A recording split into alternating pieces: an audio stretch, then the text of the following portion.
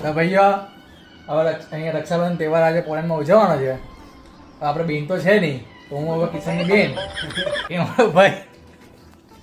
હવે રાખડી બાંધવાની પ્રથા ચાલુ કરું છું.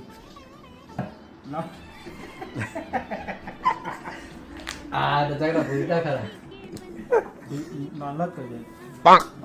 પણ વિરાટ અને હંમેશા મારો વીરો છે ને એમ બધામાં હંમેશા આગળ રહે. એ ભગવાન ચોખા મારા ને કઈ મંત્ર બોલાય.